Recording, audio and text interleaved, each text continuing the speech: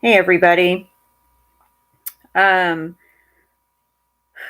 I am moving through a new stage of pain, and this is literally the only thing that I can do to distract myself from that. I'm not able to do any chores or be out or even move from this position for the last several hours. Um, and even watching TV or even putting a DVD on is hurting. Like the vibration of that is hurting my body. It's hurting my ears. It's hurting the inside and the rest of my body, and it's too painful. That is perhaps a good introduction to fibromyalgia. so um, I it gives me a little bit of a dopamine hit to do these videos and to be talking to someone, and that in turn helps reduce pain. And if I look jolly on here, it is because relative to how I feel when I am not on here, this is a big relief for me. Um, I shared in my last video that my pain has gone up quite a lot just in the past couple of days, um, uh, correlating calendrically with a change in my area from 4G to 5G. Um, I'm not saying that um, that towers create or cause all fibromyalgia at all. So don't convolute that. I'm just sharing what my experience is. Um, we have there is a lot of data and research in this space, but most of it is not in the English language. It's in other languages, and I don't know those languages well enough to be deeply fully conversant. I can, if that is of interest to you, to research into the World Health Organization did research on cell phones back in the 90s, back when most of us didn't have them, and so we didn't look at the research super carefully. Although my mother actually kind of did, even though we were decades away from being able to afford them at the time. There is good data on it, but that's not what this post is about. Particularly, I just wanted to share my experience with. I've recently been diagnosed with fibromyalgia within the past few months. That's something that I know that at least one other family member of mine has. Um, she is very, very medicated and still experiences a lot of pain. But also it's been very difficult on her cognition. She's a genius, super brilliant, like sharp brain, and that she's on so much medication that it's very hard for her to think clearly at this point. Although I would also say she has a ton of devices, and I now know from the past several years of getting off of devices and what happens when I'm around them again, that I feel exactly like she does when I'm around them. So perhaps there is something there for her, but um, number one, I'm out of breath, so bear with me. I'm not. I have intermittent shortness of breath already, but this is much more noticeable. Usually, my shortness of breath is not noticeable to other people, um, or to like if I'm speaking on the telephone or in something like this. But I'm struggling for breath to talk to you right now. Um, Another piece of fibromyalgia, and this is sort of the more clinically classic piece of it, is tenderness in the body. They call it tenderness. I don't. I think tenderness is a pretty nice word for it myself. It's very heightened sensitivity relative to what is considered normal, and it is frequently pain. It can be like stabby pain, like real acute, like that kind of very specific pain, or it can be some of us have the kind of pain that I feel like just sort of the poet in my visual mind has always thought of it as like wolves tearing away at your tendons or your muscles. That's what it feels like frequently for me, particularly if there is an electrical component to it or radiation component to it for me. Um, but when there's not, there's still sort of a dull pain, and also like things like I can be woken up at night as though someone's doing this. And I know, I know psychologically that there's not a person here and all of that, but like it feels physically like that, like someone is poking at your musculature. So that, and that can be jarring, if it wakes you up in the middle of the night. That's quite possibly also MS, but that's a different video. But fibromyalgia is measured according to everybody that I have learned from, and this has been after my diagnosis, but I now understand that it's called the tenderness points test, and my understanding is there are 18 tenderness points that they kind of focus on, and if if they poke you and you say ow, or if they indicate, hey, do you hurt in this area, and you say, well, of course I do, then to at least 12 of those, then you're considered to have fibromyalgia. I apparently scored 18 out of 18. There's not really an award for that or anything. There's just pain, but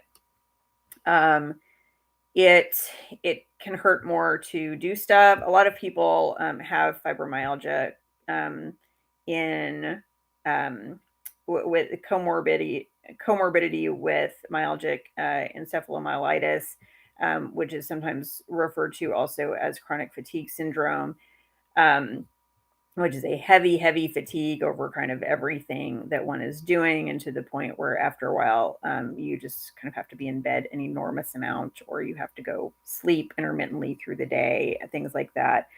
For some people, it can be concurrent with hypersomnia, which means that you just have to sleep an enormous amount. And then for other people, it can actually be concurrent with insomnia.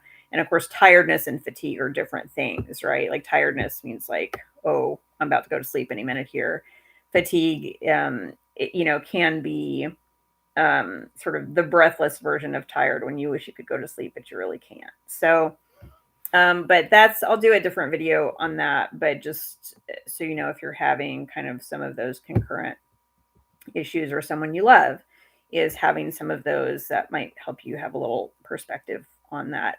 So fibromyalgia is essentially pain in the body all the time-ish. A big component of fibromyalgia is what we call flares in the fibro community, and that means that that either due to a stressor, or just because the sun came up on the wrong side of the bed or whatever, the body goes into hypersensitive state, and a flare is a heavier pain time, and frequently it is I'm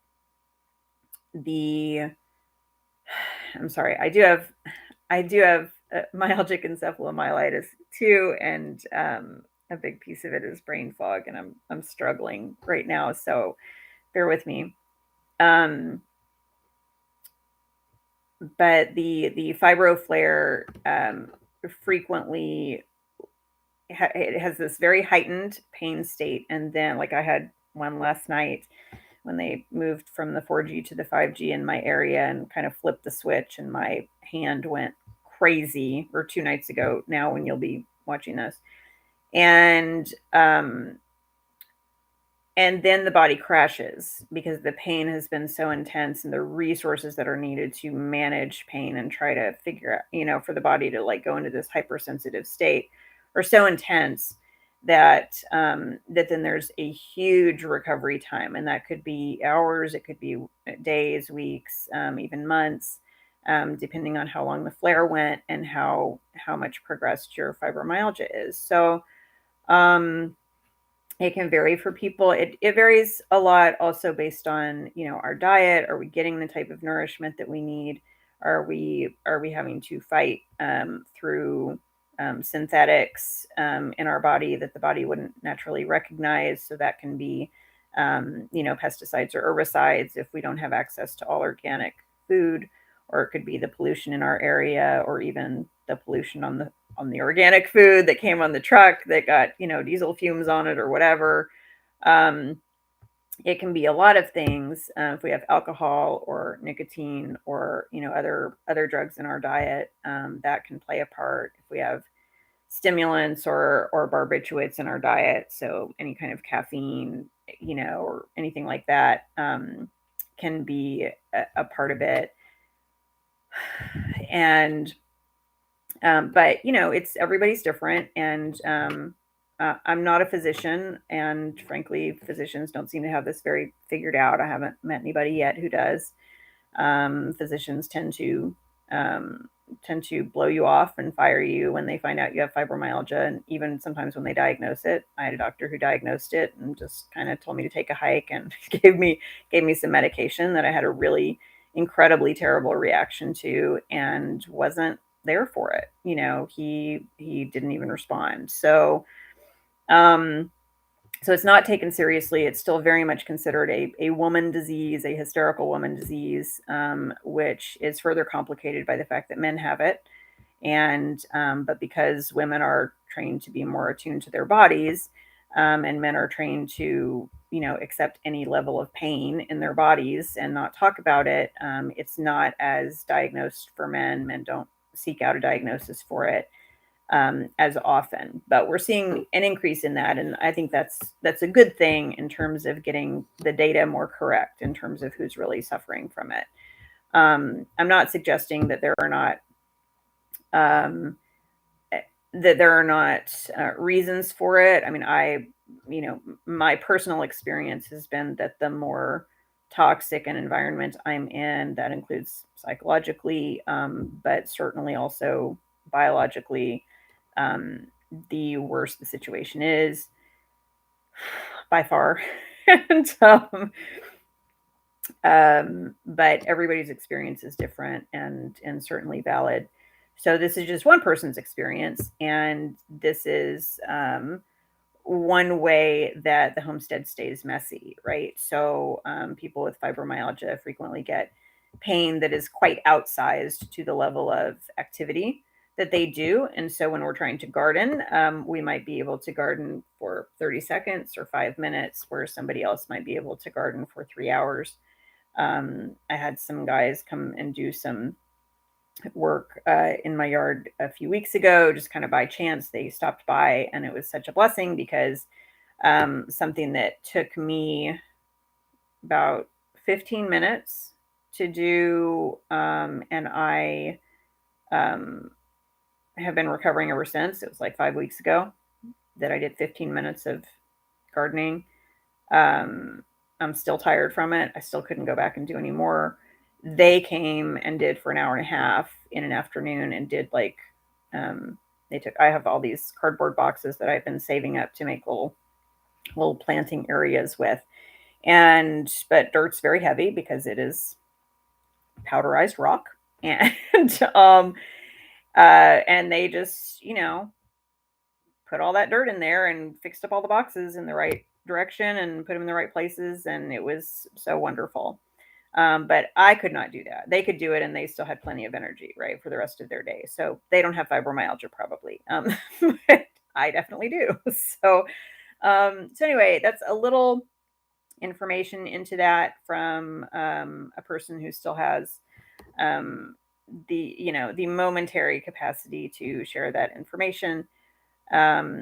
And because, again, I literally can't move from this position, and haven't for several hours. So I'm making a lot of advanced videos to schedule and not bomb everybody with all 5 of them at once, but to start creating some content for anybody who it might be helpful for. All right, over and out.